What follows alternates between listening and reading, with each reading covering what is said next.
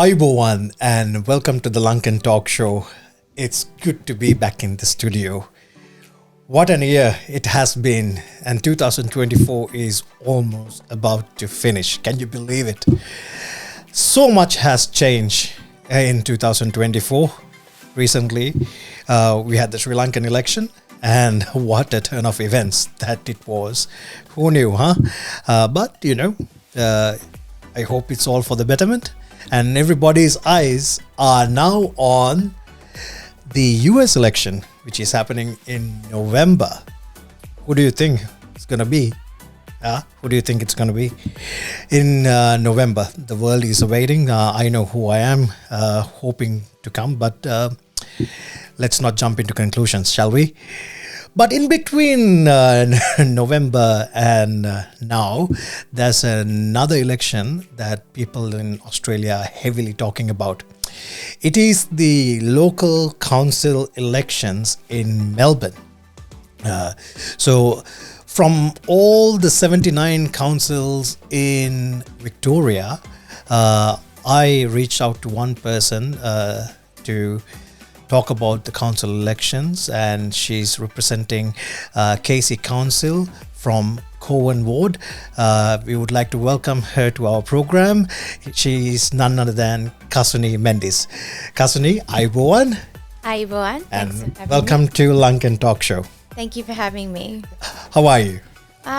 Good. It's been a busy few weeks. I've been out and about. It's been busy, it's been tiring, but here I am and we're almost at the end, so I'm excited. You don't look like tired at all. What's the secret? Don't get me started. So you have been doing a lot of campaigning, talking to a lot of people. Any fun stories during your campaign that happened? Oh, yeah, there's always a few fun stories. Like I went door knocking once and I knocked on someone's door and they said, "Oh, hi, darling, no one's at home. Thanks for coming." I said, "Okay, thanks, have a nice day, bye." Pretty sure someone was at home because I just spoke to them. But that was pretty funny. Just some odd comments, some funny things here and there. Did you think you were selling something? Maybe, but I think maybe they thought I was there for their to play with their kids or to see their children. Maybe I wasn't too sure. So yeah, there's a bit of that. Yeah, see that's a good news story. But I heard some strange stories that is happening to some of the candidates. Yeah. But all in good faith, I guess. So for everyone who does not know who Kasuni Mendes, can we give a brief description about her? Yeah, sure. I can try being brief. But yeah, my name is Kasuni Mendis. I was born in Australia, born here in Melbourne. I went to primary school in the city of Casey and I've lived here basically my whole life. I work in local government and I'm really passionate about the role of local government and councils. I also ran for the city of Casey 8 years ago in 2016, the last time we had council elections here. And in my ward, I had the third highest primary and came close to getting elected that time around. Some say it's probably a good thing that I didn't get elected. I would have gotten caught up in the mess that was everything. But in those 8 years, I've worked hard in the community, gotten to understand the problems, what's going on in the community, but also how local councils work as well. And so I thought I'd put my hand up again to actually deliver something for the community. 8 years, a lot of practice, huh? A lot of practice, a lot of learning and growth as well. I was quite young when I last ran. Still a bit young. Let's keep it that way, or we'll pretend that way. I will not ask how old you are. Yeah, please don't. But you can kind of guess. If I was able to run 8 years ago, I'll leave it at that. But a lot of learning. I was very young then, so I've had time to develop myself professionally, but also personally as well, as far as dealing with people and working in the community as well. So it's been good. That's good. And a small thing that you said wanted me to ask the next question, which I already had, but you came in. For City of Casey, Who is the current mayor? So we don't have a mayor at the moment. Oh, really? Yes. Does many people know that we don't have a mayor? No, actually, I think not everyone knows that. Because the system is so somewhat has a redundancy and everything just flows through with or without an administration. Yes, correct. Right. So we have a council as it exists now as an administration, as an operational entity, but we don't have an elected council that actually is meant to be there to represent the community's interests. And that's because 4 years ago, we had the state government sacking our council as a result of some of the findings of an investigation that took place from the term before that, with some of those councillors that were elected in 2016. So let's go ahead and say they were all charged on corruption charges with bribery. Well, they were not charged as such. The council was sacked as a result of some of that misconduct. Mm-hmm. There were several councillors that were found with adverse findings or adverse, reactions from their actions, meaning that they did do some things that they shouldn't have done. What basically happened was there were some developers that these councillors were in close contact with, and they were some of them were in some form paid money or some kind of remuneration to make decisions in the way that developer wanted to. That's the summary version of it. That's what the IBAC investigation found of them. Yeah, it's always the case, right? Councillors and developers, they go like hand in hand, and it's always money and corruption is everywhere. Now you are so knowledgeable about all that. You have a nice grasp on everything that's happened there. Did you play a vital role in getting these people out of the office? I think I've been a member of the Casey Residents and Ratepayers Association for the last 8 years. So we've been a leading voice in speaking up against this kind of corruption or alleged corruption.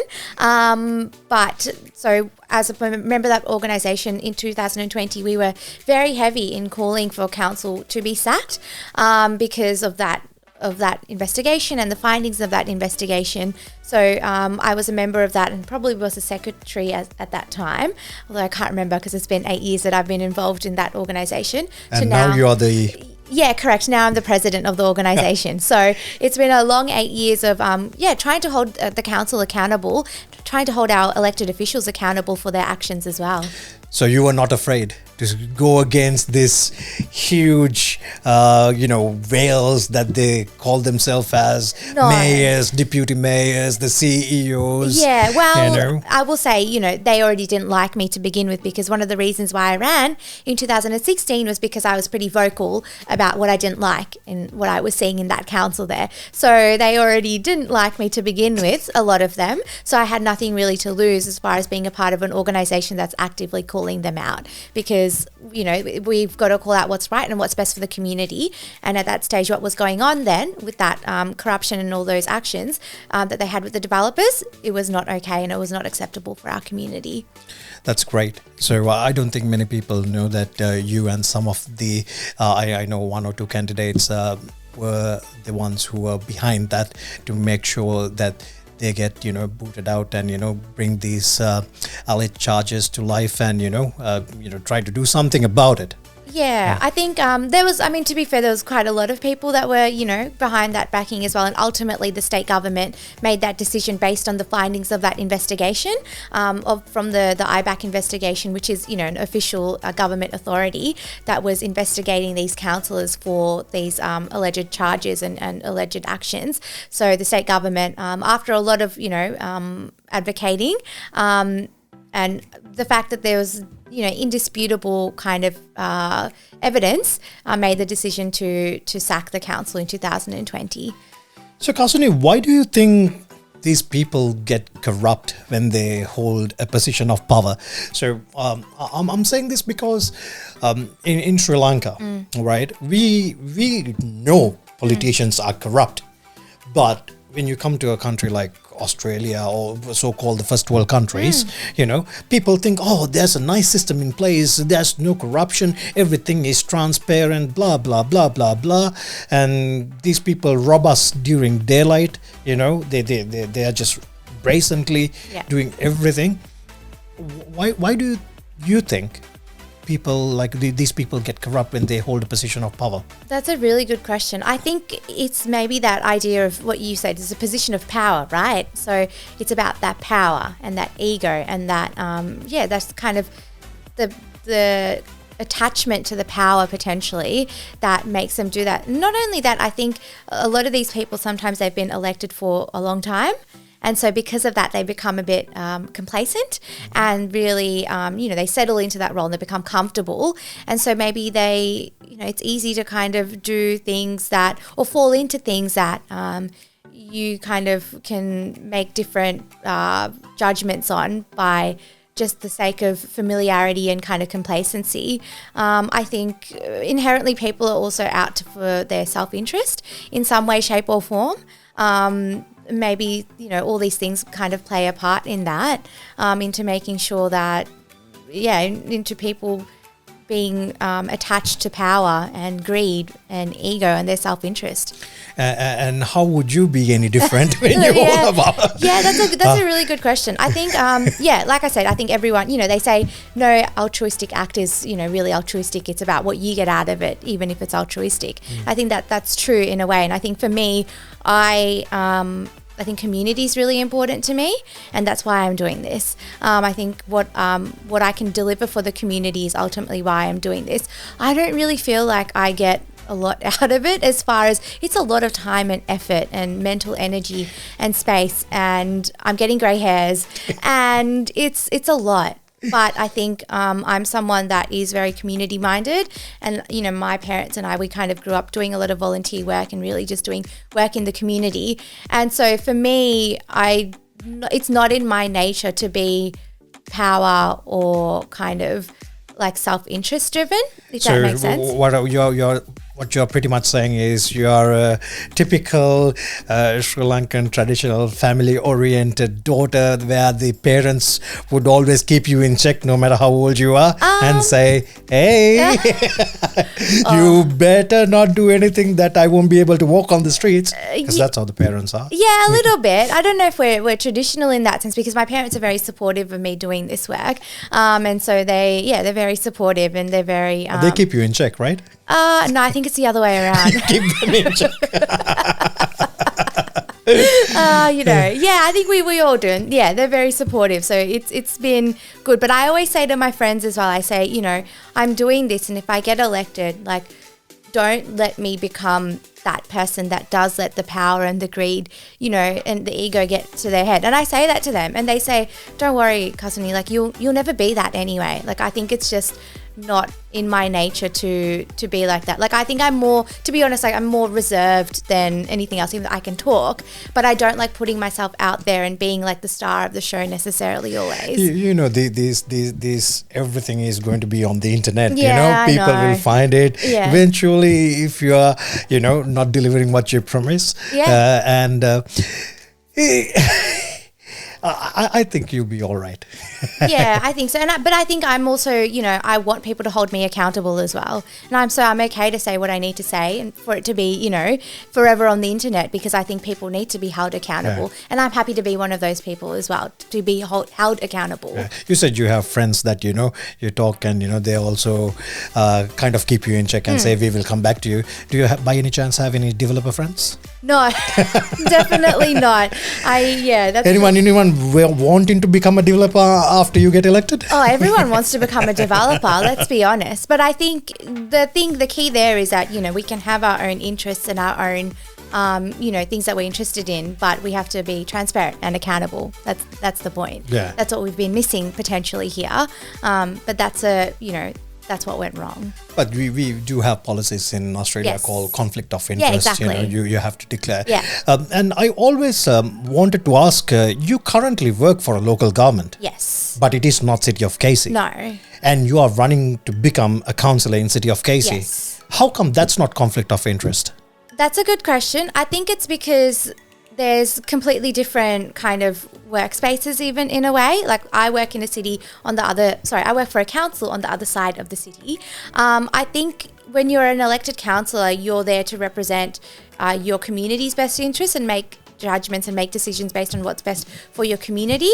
People can have other interests or other things that they're involved in. For example, I have so many different community groups that I'm involved with. And if there's ever an interlap of that, I would have to declare a conflict of interest. Therefore, if it was the same for the council as well, I would therefore, for example, for my work, and if I get elected, I would again just have to declare a conflict of interest. There's been councillors who are elected on a council that are probably a neighbouring council while working at Casey. So I guess it's that, when you're in that role or in that seat, as I would say, you make, or as they say, whichever hat you're wearing, you wear that hat as if you're just, that's what your interest is rather than anything else. So I think that's why it's not really, there's no such law that prevents anyone from working for a different council and then being a councillor on a different council. I always thought when you are a councillor, you always get the first hand of what's going to happen in council next. And if another council wants to know, I know, you are covered by your non-disclosures and everything, if there's any. But I find it amazing. I mean, just because, it is allowed, I think I think it's a conflict of interest, and many would think like that. But hey, if it's allowing. Yeah, I mean, that's what I mean. Like, if it's a conflict, if a conflict arises, then I would declare it, right? Mm-hmm. Like, I think there are certain jobs you can't do. So, for example, you can't obviously you can't be an MP and be a councillor, but you also can't currently work for an MP or a minister and be a councillor in Victoria as well, because that's seen as a conflict, because there's been situations where they've kind of, someone's been working for an MP, a member of parliament, and then also being a councillor, and they've kind of used their knowledge from both to kind of influence the other. So I think the thing with the council is that, to be fair, like I think, for example, I work at a council again in the West. I'm a social planning and policy officer, and my work is very much in the open. If, for example, I want to take some of those ideas or some of the work that I've used on in Casey, there's absolutely no reason why that shouldn't happen as well, because it's all out in the open anyway. They're common policies and research that I do my work in that actually all councils should do anyway. So I think it's really about that experience and that knowledge that we share anyway. I work with council officers at Casey, or I have, in my networks come across them, and so we share our information anyway. I think what isn't allowed also is that you're not allowed to work for the same council and be a council officer, and be a councillor while working at that same council. So I wouldn't be allowed to work at the City of Casey and be an elected official at Casey. Yeah. That's like being, working for an organisation and then being on the board of it, right? That's literally what it is. Yeah. So that's not allowed.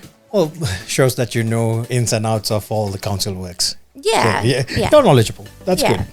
So let's check off some of your other knowledge regarding councils. Sure. City of Casey, right? How much do you think their annual budget is? We did look this up before, I will say. Their annual budget of expenditure is $560 million, including $100 that is for capital works as well. The rest is operational, so standard procedure work. People who knows why everybody wants to jump into council, because it's a $500 million sort of industry, they would think. Some people would think.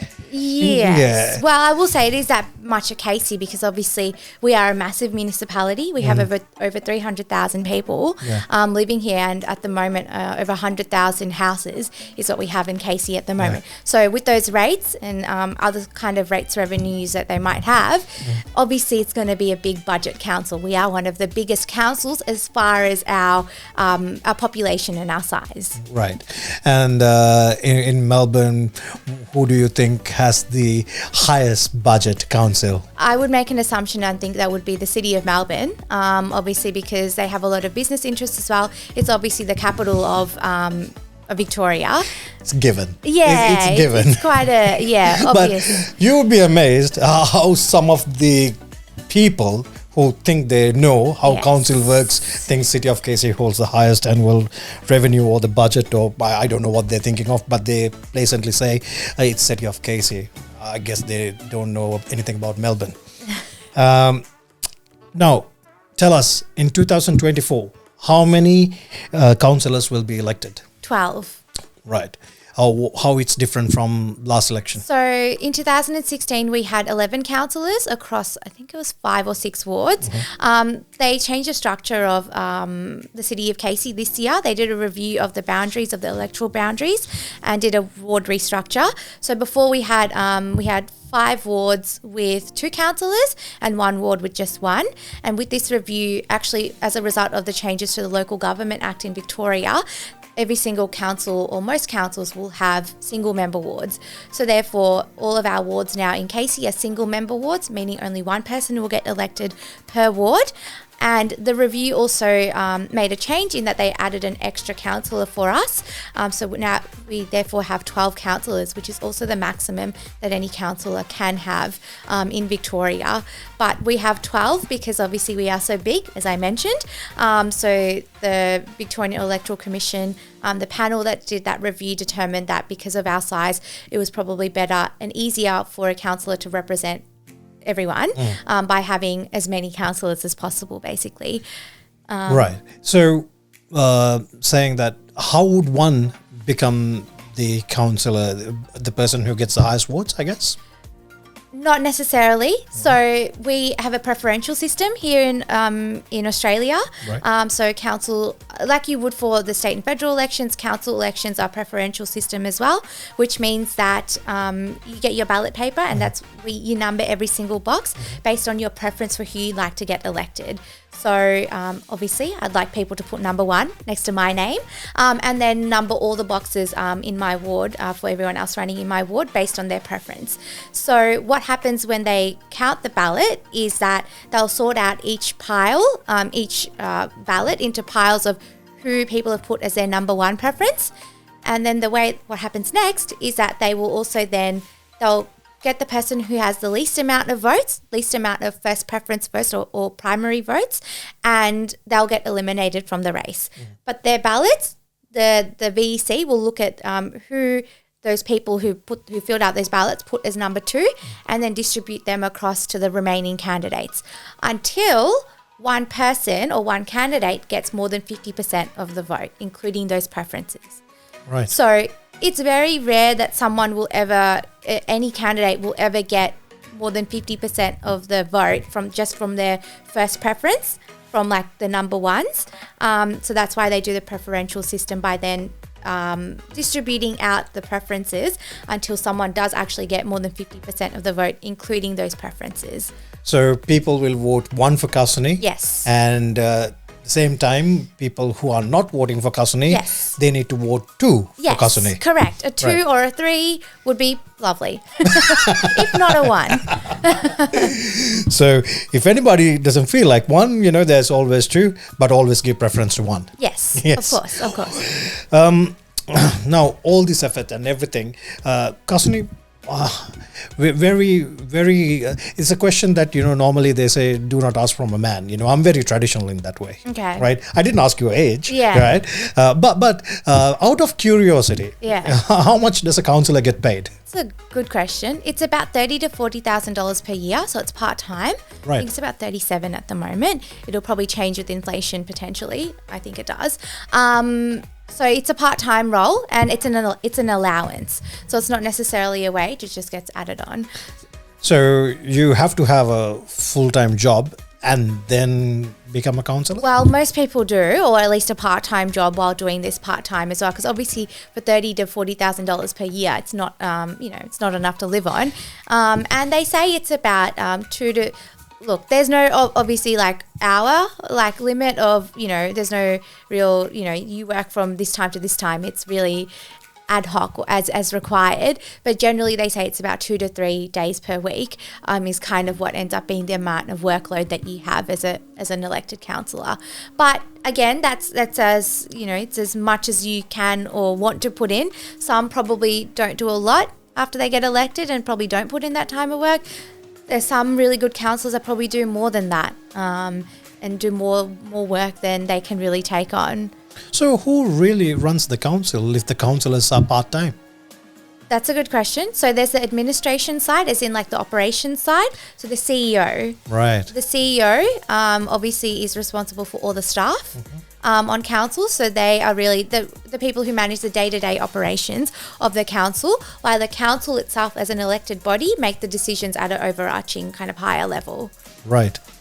So, well, that's kind of nice. So rather than become a council, if you're really money-minded, become the CEO. Yeah, sure. Yeah, you have to work your way up. But yeah, absolutely. They get...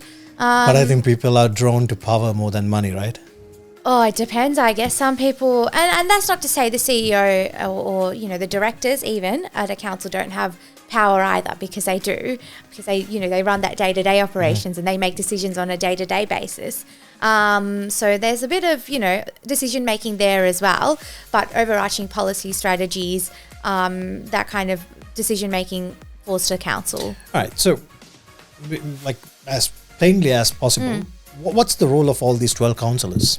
So like I said, it is that decision making, that overarching decision so making. So we got the CEO and the administrative board, whatever. Yeah. The consultant, whoever, gives the information to CEO. Yeah. And I thought he's the one who's executing all this. Yeah. But what does councillors do then? So the CEO executes the plans and policies, whereas the council approves it and makes the decisions around them. So CEO makes the annual plan saying we are doing this and this, and come and present it to the councillors. Then the councillors will say yes, something like that? They'll say yes, or they'll make suggestions about what should change.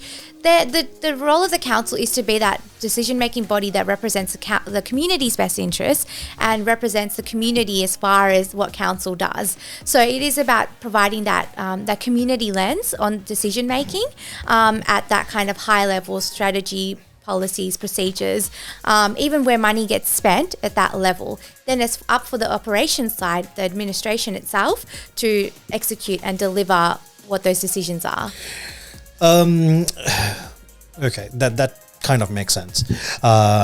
Because I always get confused because when I hear these things in news, like there's a CEO, but everybody wants to become a mayor, and the deputy mayor, the councillors, this and that, and for such a small pay. I mean, I made that money when I was doing part time, and I was back in the day when I was a uni student. Yeah.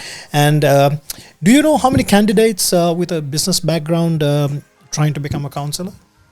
No, I can't say I've looked into that. Right. I can imagine there'd be a few. I always wondered, all these businessmen with, a lot of money to make, why they want to become a councillor. Maybe there's a bigger reward. I don't know, because I spoke to several of the candidates and they said, I have a job. I'm a qualified professional, right? I don't need any businessman to tell me, I don't have to make any decisions depending on a business. Because if you're running a business and you have to be involved in the business, right? Unless it's a listed company and it's run by someone else. I always thought the rewards are coming different way. Well, I'll let you to judge that. So these candidates and in this election, I've seen most of these people are kind of using the same template. Looks like they have downloaded it from Canva, right? I'm serious, right? Because it's the exact same thing. It's like looking at a joke. How can you say, like, okay? In order to refresh that question, what does the council can and can't do? Because there are different levels of government and there are different levels of things that a council can do. Yeah. Right? What are the basic things that a council can do and can't do? Yeah, I will say that I think one of the reasons why a lot of this does look the same is that council doesn't have a lot of, it doesn't have a lot of power. So there's very little that councils actually can do in the scheme of things, especially in comparison to state and federal government. So in a way, you will hear a lot of the same things, same things kind of being talked about. The common stereotype about local government or local council is that it's all about roads, rates and rubbish, which I think it is partially true. I think one of the big responsibilities that council has is that roads, rates and rubbish. But I think council does so much more than that, because part of what council also does is to fulfil the gap that state government and federal government don't provide or what they don't deliver. So that can be things like maternal child health care. It can be things like kindergartens. It can be things like maintaining the parks and the reserves. It can be aged care services. It can be family daycare. So many of these things that there is a gap in the state and federal provision of service. Sometimes councils will step in and do those roles. But in essence, one of the big roles of council is to, make use of your rates money by doing things like making sure your waste is taken care of, the waste collection happens, that the roads are maintained, that the parks are maintained. But it does so much more than that. But what it doesn't do is it's not responsible for overarching legislation, because that is obviously state and federal government, and they have their own kind of delegations and separations between what they do as well. But councils, as far as laws are concerned, there's local bylaws that might relate to parking and, just really basic kind of very town-based kind of rules and regulations that might exist. But a lot of things fall to state and federal government otherwise to actually legislate, to enforce, and to also do the decision making on those things as well. Right. And there's this thing that most of my friends keep on arguing, and maybe you can put this argument to rest, right? It's like Clyde North and mobile towers. Yes. Can or cannot, it's a simple yes or no answer that I'm after, install a mobile tower? Who install one? Like, does the city of Casey is the one who's responsible for putting a mobile tower? That's a nuanced question, because it's not necessarily the city of Casey. There's many people responsible for that. The city of Casey would have to give a permit to have that mobile reception, yes, but then state government would also have some form of power to be able to give that responsibility and give that permission, as well as would federal government. So it's all three levels of government, as well as working with a private provider, obviously a phone provider, a telecommunications provider, to be able to maintain that access or give that access to a mobile phone tower, which I know is very topical in this Clyde and Clyde North area.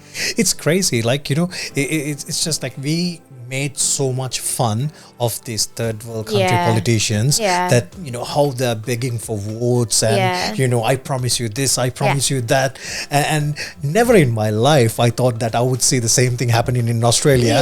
We got 2 federal ministers in my local area and a state minister and now soon to be councillors are promising we will bring you the mobile connection. I'm like, from my understanding, my understanding is very low. I don't know a lot of things, even though people think I know a lot.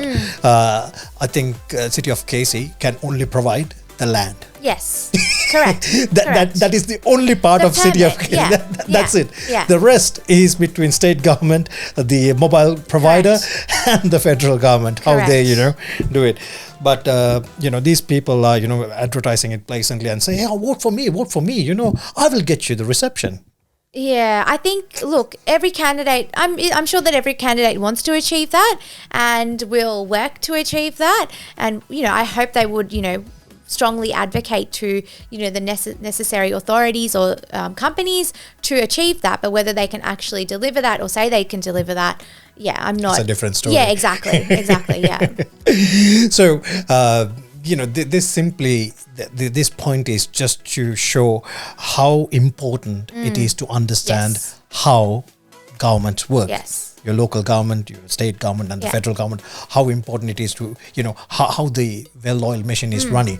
Do you think it is really important to understand how something works before going there and trying to learn it once you go there? Look, I think, yes, that would be a bit difficult. And I think, before you get elected, you have to have reasonable expectations and, be realistic about what you can and can't do. And I will also say that, I guess, as I said before, the role of council is to be that community voice and to lend that community lens to decision making. So I think it's important that candidates and whoever gets elected understands the role of councillors and what they can and can't do. But I do also think that they can't be expected to know everything because they are, again, just community members who are lending that perspective, right? But that's why council, the operation side exists, and why there are council officers who are the expert, subject experts in some of those things to provide that knowledge for then the councillors to then put that community lens back onto the decision making. But yes, it is important for candidates and for councillors to actually know what the role of local government is and what it can and cannot do. It baffles me every time I hear that. I know that's how the building blocks of a nation has been done, right? But becoming a politician is the only profession nowadays does not require prerequisites. Yes. Yeah. That is true. It's true. You know, it just allows any Tom, Dick and Harry, as long as they're a little bit popular or, you know, they think that they have done something, right? Just go and show off on, you know, social media and have some likes, thinks that, you know, they can do anything. It just baffles me. Yeah, I think there has to be, you know, you have to be able to, as an elected official, understand what you're making decisions on, and understand, what the issue is and how to deal with it and what the options are. So you need to have an ability to have that level of understanding. But I also think that, I guess, democracy and being an elected official is also about just being normal people and being common people and representing those people. So I think there's a fine line between being intelligent and then being, you know, like educated or being, you know, having like a professional or educational kind of experience that kind of backs that up. I don't necessarily think that, you know, you have to have like a PhD or in some of these issues to be able to, or, you know, be a lawyer or be a doctor or something. It's great if you are, like, you add that lens, but I think it doesn't necessarily have to be the best of the best, you know, or society's opinion of the best of the best. The whole point is to represent the community and put the community's interests at first and make decisions based on what's best for them. And if history has taught us anything, you know, it has clearly shown us just because, you know, you excel in one field, that doesn't necessarily mean, you know, you are the best for the job. You know, you can't, you know, just be the PhD holder who becomes a, you know, top politician. It's never been heard. Sometimes it helps, but, you know, not all the time, because, you know, the grassroots work of how things works, understanding of that is much more important. Knowledge helps. Yeah. And these council proceedings and everything, last time I checked, we are still in Australia, but, you know, the way that Australia is heading is sometimes scares me, Kasuni. You know, does these proceedings and the constitutions and everything is done in English? Yes. Any other language? Not that I know of. You made me think, but no, I don't. I would not think so. No. Yeah, because, you know, like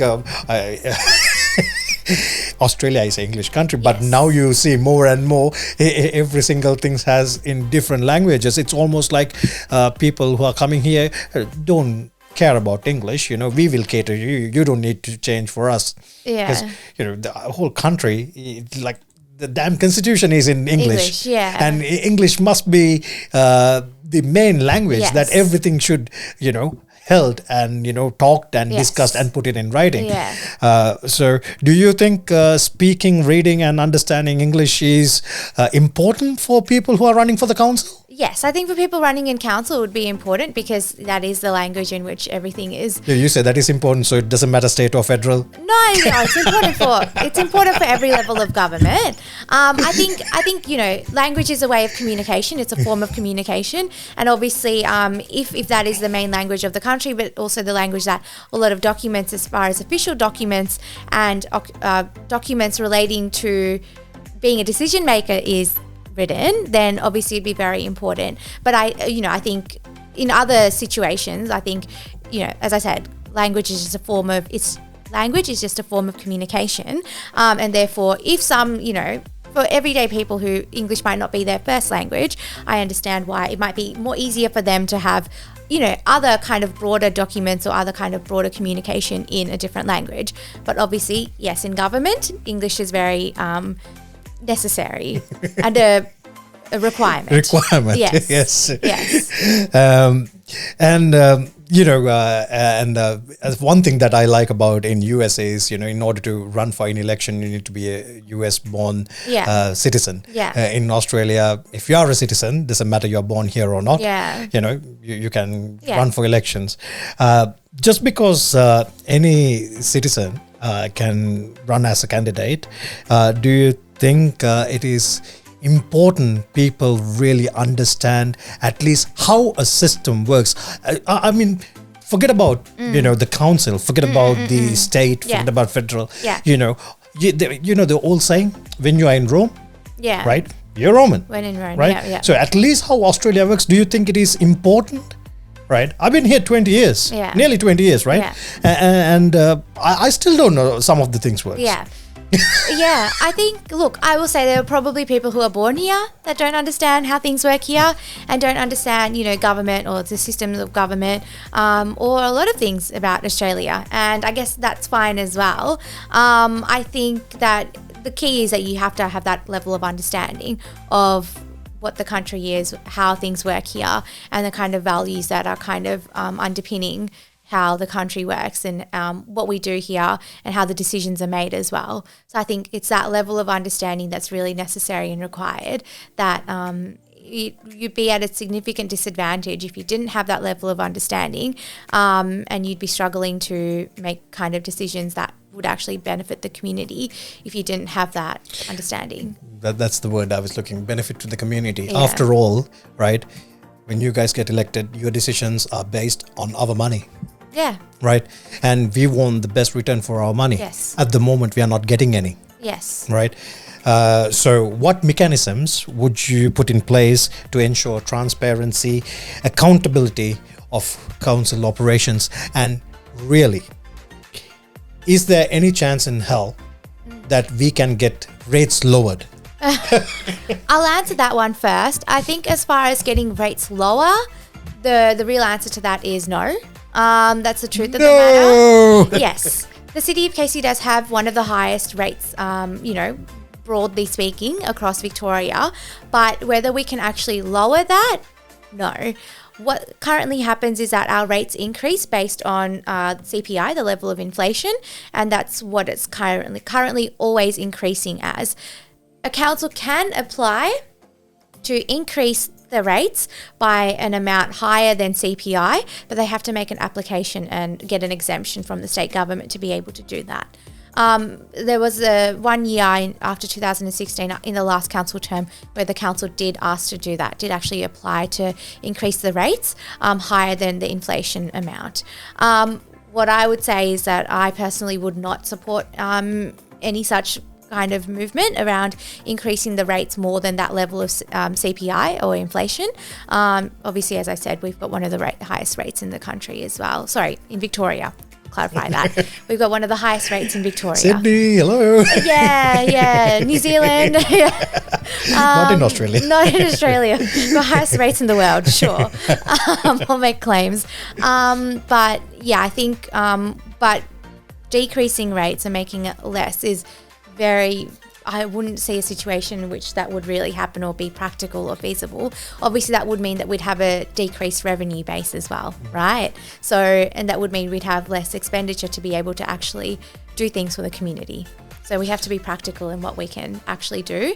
It's just about how we spend our money. I think the only candidate so far I have seen being honest and up about the rates. Well, thank you for your honesty. That's all right. Not the best news that we want to hear, but thank you for your honesty. I agree. But I'm not one to make promises that I can't keep, nor would I want to mislead people about rates as well. I have seen people say, I'm going to endeavour to make our rates the lowest in Victoria. And that is very much, as they say, a pie in the sky kind of dream, because that won't ever really... unless everyone else increases their rates and we don't, like all 78 other councils do that and we don't, I don't see a situation in which that would actually occur where we'd end up with the lowest. So yeah, I'm sorry. Thank you. I have no words. But anyway, this is what I think people need to understand. People need to understand, the difference between these false promises, what they can and what they can't do. People are blindly supporting idiots. Thinking that they can make a difference just because they say yes, vote for me, I will do it. Like, we are not in a third world country anymore. Right. Like, the people should know better, and I think people do see it better. right? And this is what we also want. We want people to be held accountable, and we want to call them out. We want to do these recordings. We want to interview people of power and ask the questions that normally don't ask, and have it on record. If they make a boo-boo, so we can go back and say, hey, what happened to you? So it's all put nice, and it's currently going okay. We survived 8 years, nearly 8 years without the councillors. 4 years, 4 years, sorry, 4 years. And now this is the opportunity for the next vision of City of Casey to come to a light with the new, hopefully elected 12 councillors. How would you envision the future of City of Casey? That's a really good question, because I think there's a lot that's up in the air, as you said, that's got to do with this election, but also more broader than that as well. I think my vision for Casey is one where, we all feel heard and respected and safe in our community as well, where we're kind of proud to live in the area that we do, where our parks and roads are well maintained, and we know where our rates money is going, and we feel like we're getting good value for our rates. I think there is a bit that's up in the air that's got to do with other levels of government. For example, the City of Casey in 2050, the state government wants us to basically by that stage have doubled the amount of houses that we currently have. And so as a council, it's about how we can better plan and maintain our municipality to ensure that we actually get our needs met, while also ensuring that we have, affordable housing, but also we have the infrastructure to meet that increased amount of people that would be coming into the area as well. So it's a big job in a way to ensure that we continue to advocate to the state and federal government to ensure we get that kind of level of government investing in our area, especially if they want us to have, so many more people living in here as well. So it'll be an interesting job for the next few years in local government, not just in Casey, actually across Victoria, because these housing targets are across Victoria that the state government has just drafted. So it is about ensuring that across Victoria, we actually, if we are to have this increase in housing, we have those needs that are met as well. Whether that be, reception, phone reception, towers, or hospitals, schools, roads, whether we have that correct infrastructure to meet our needs of our growing community, basically. Well put. Thank you. Well, I guess that's what it is, and it's all about the one of the main needs of a human, food, clothing, shelter, right? And council has a lot of power on getting these houses done, because Casey has a lot of bare land, and that's why all the developers are eyeing on it. And simply, I think these developers are trying to buy each councillor out, and they just want to know the insights, and they just want to know which green wedge zone will become residential zone 1 next. Yeah. So that they can buy it for 5 million, pay a few bucks for the councillors, and then make the development and make 50 million. So we will be watching you very closely, Kasuni. Look, I think, and the rest of them as well. Yeah, and I think what I'll say to that is that yes, that's what's happened in the past. I think that the state government has put in measures across Victoria to ensure this kind of level of corruption doesn't happen again. And within the Casey Residents and Ratepayers Association, we advocated strongly for some of these measures to take place as well. So, for example, a conflicts of interest register to be made openly available and transparent to the community, as well as some things that I'd seen in other councils taking place, such as ensuring that there is if there are meetings to take place with developers, with councillors, which to be honest, they shouldn't anyway, but if there is a situation where that would need to take place with the councillor meeting with the stakeholder, such as a developer, that a council officer be present and take minutes and have that on record as well, and have a record of those meetings as well. And obviously a financial donations register as well to be made publicly available and transparent as well. It's these kind of measures that should prevent this kind of thing from taking place again in the future, because obviously we don't want what happened 4 years ago to happen again, and we want to obviously make sure that the decisions that any councillor makes are actually made with the interests of the community at heart and not any other conflict or any other interest that they might have that might influence those decisions. So I think I understand why people feel that way, and we're right to feel that way. We're right to be angry and frustrated by what did happen in the city of Casey over 4 years ago. But I think council and the state government have taken measures to make sure that that doesn't happen again as well, so that our community actually gets, has a decision making that we deserve rather than one that influences and benefits developers over the community. Correct. And Kasuni, I have to say, at a time where I know some candidates who are running who can't even do an interview in English, who doesn't even understand a single procedure of a local government, simply because they can't and they don't.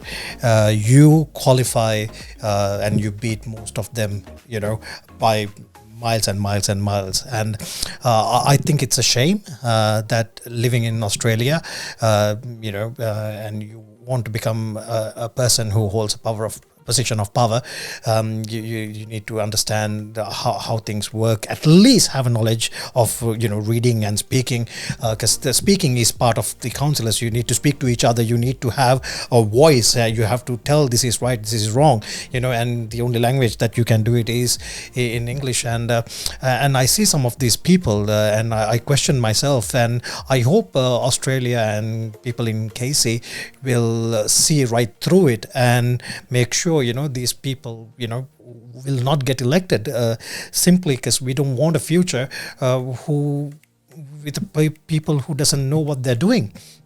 And we need to support people like you, who has been in there doing it day by day and knows what way it is going and being honest and transparent. So I say thank you for everything that you have done. And some might even ask right now, with your name is Sri Lankan, you only can speak English and you can't speak Sinhalese. Is that true? No, I think I'm pretty fluent in Sinhalese actually. ඇත්තටම මං අම්මටයි තාත්තට කියනවා මට තව මේ සිංහල උගන්වලා දුන්නේ නැත්තේ කියලා.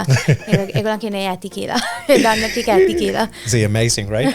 So this is what it is. You have that in your DNA is there. You know another language. You bring a cultural value, but at the same time, you go by the rules of the land and you follow it, and everything else is just a bonus. And I wish you all the best, and hope next time I speak to you I can call you Councillor Kasuni.